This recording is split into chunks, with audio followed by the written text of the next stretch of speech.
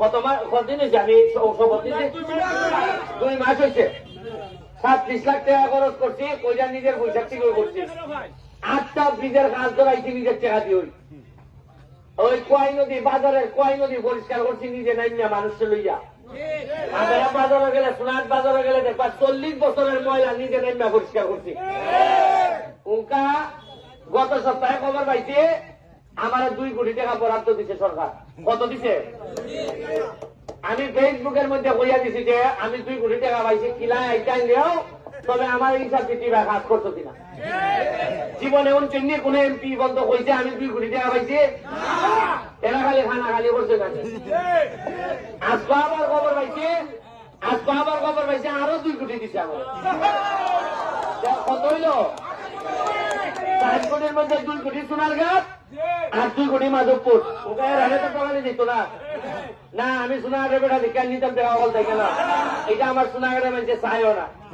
এর মধ্যে 1 কোটি টাকা দিতাম পার মূল্য গিয়া মসজিদ মন্দির ইটার মধ্যে আমরা এটার মধ্যে আমি কইছি যে আমি বাইটা 2 নম্বরই টাকা খাইতাম না আর কেউরে খাইবার লেগে দিতাম না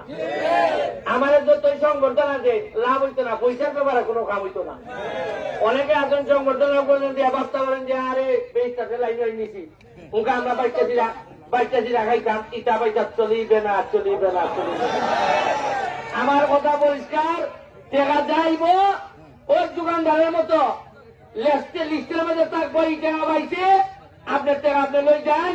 মসজিদও 3 লাখ দিলে হিসাব দিতে টাকা পাইছেন কিনা আমি কোন কেন বিরাট বড় নেতা না আমি একটাই কাম আমি ম্যানেজারের দায়িত্ব নিচ্ছি টাকাটা যেন মাইনা যায় সাধারণ মানুষের টাকা সাধারণ মানুষে পাইতো আমি কেন আপনারা এখানে আমি আসমান থেকে আনতে পারতাম না টাকা সরকারের যে টাকা দেয় এই টাকাটাই যদি লুটপাট কমানি যাইতো বহুত দিন আগে রাস্তাঘাট খোঁজা লাগান গেল আমি দেখে 2 কোটি টাকার খেলা এদিকে 8টা ব্রিজ ধরে নিচ্ছি খামো আমি দেখে মসজিদ মাদ্রাসা মানুষেরা ফোন করে বেড়ান কিছু মসজিদ মাদ্রাসার নাম দেবো আমি দিতেও আর আগে কিলাই মসজিদের টাকা পাইছে কোন সময় পাইছে কোনটা পাইছে কোন আমল একটা কোন আমলে পাইছে এটা কেউ জানছেন না আপনারা উনকাও আমল বলালাও জানে যে ব্যারিস্টারে কত টাকা পাইছে তা আমি তো কইছি যে 9.5 লাখ টাকা দিয়ে শুরু করছিলাম এবার নির্বাচন আগামীবার যদি নির্বাচন করে ইচ্ছে থাকে শৈলে মানে তাহলে আরে 9.5 লাখ করে দেবো বাকি টাকা সব খরচ করবো গত সপ্তাহে হাইকোর্ট সুপ্রিম কোর্ট থেকে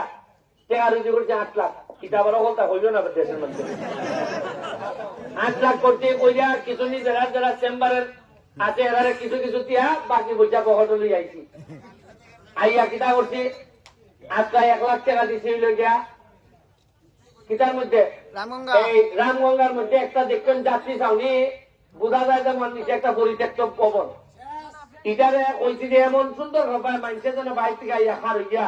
এখানে মধ্যে ছবি তুলে এরা হিসাব দিল আমার 4 লাখ টাকা লাগবো